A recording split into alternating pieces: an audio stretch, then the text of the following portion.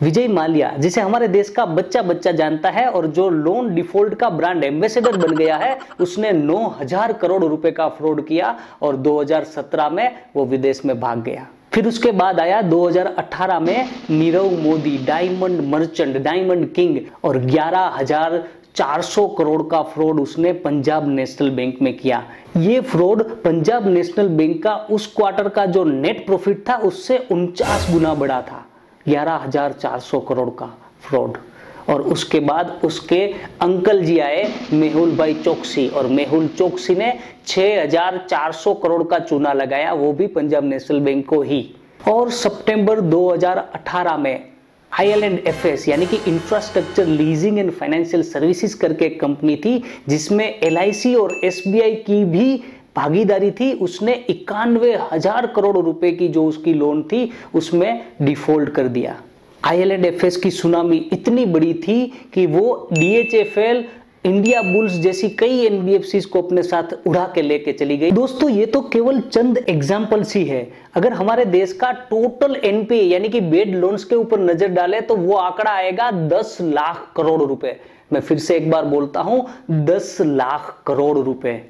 ये ऐसे पैसे हैं जो हमारे देश के चंद पूंजीपतियों या बिजनेसमैन के हाथों में चले गए हैं और वो कभी वापस नहीं आने वाले हैं। मिंट के एक आर्टिकल के अनुसार इन 10 लाख करोड़ में से करीबन 5 लाख करोड़ रुपए तो टॉप 100 डिफॉल्टर्स के नाम पे ही है, यानी कि केवल 100 कॉर्पोरेट्स ने मिलके देश को 5 लाख करोड़ का चूना लगाया है। आप जरा सोचिए, 5 लाख करोड़ रुपए। केयर, जो कि एक रेटिंग एजेंसी है, उसके मुताबिक प्राइवेट सेक्टर बैंक का NPA करीबन 4% के आसपास है, तो पब्लिक सेक्टर यानी कि गवर्नमेंट बैंक का NPA 13% के आसपास है। यानी कि हर करोड़ रुपए की अगर बैंक लोन देता है उसमें से 13 लाख रुपए कभी वापस नहीं आते, 13 लाख रुपए का डिफॉल्ट हो जाता है। सबसे बड़ा सवाल यह है कि क्या हमारी बैंकिंग सिस्टम इतनी कमजोर है, हमारी बैंकिंग सिस्टम इतनी वल्नरेबल है कि कोई भी आके 5-10 हजार करोड़ का चूना लगा के चला जाता है? आज 3 चीजों की सबसे ज्यादा जरूरत है। सबसे पहली चीज ये कि ये देखा जाए कि गवर्नमेंट बैंक में प्राइवेट बैंक की तुलना में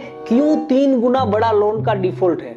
गवर्नमेंट बैंक लोन देने की ऐसी कौन सी सिस्टम यूज कर रही है कि 13% तक उसमें लोन डिफॉल्ट जा रहा है। हर करोड़ रुपए की लोन के सामने 13 लाख रुपए कभी वापस ही नहीं आ रहे। तो ये कौन सी सिस्टम गवर्नमेंट बैंक यूज कर रही है, उसको अच्छे से एनालाइज करना चाहिए, क्योंकि अगर ये एनालाइज नहीं हुआ तो आगे जाके कई गवर्नमेंट बैंक्स डिफॉल्ट कर सकती है। दूसरी बात, किसी भी बड़े कॉर्पोरेट्स को बड़ी अमाउंट की लोन देने से पहले उसमें मल्टीपल एजेंसीज को इन्वॉल्व करना चाहिए और कोई पर्टिकुलर एजेंसी की उसमें जवाबदेही फिक्स होनी चाहिए। जब नीरव मोदी ने 11,400 करोड़ रुपए का चूना लगाया था पंजाब नेशनल बैंक को, तब पंजाब नेशनल बैंक ने यह बोला था कि हमारे कोई जूनियर एम्प्लॉय था, उसने कुछ गलती कर दी और ये लोन डिफॉल्ट हो गया।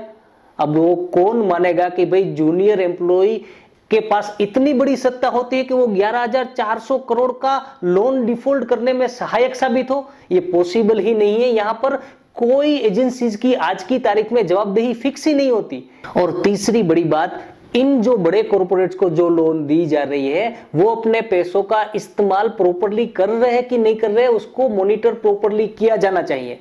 एक रीसेंट रिपोर्ट के मुताबिक जिन जिन कॉर्पोरेट्स ने 5,000 करोड़ प्लस की लोन्स ली है उसमें से 80% कॉर्पोरेट्स ने अपने फंड को डाइवर्सिफाई किया था, यानी कि जो पर्पज के लिए लोन लिया था वो पर्पज में उसने फंड को यूटिलाइज ही नहीं किया था। तो इसे प्रॉपर्ली मॉनिटर करना चाहिए ताकि कोई बड़ा लोन डिफॉल्ट हो उससे पहले इस चीज को रोका जाए।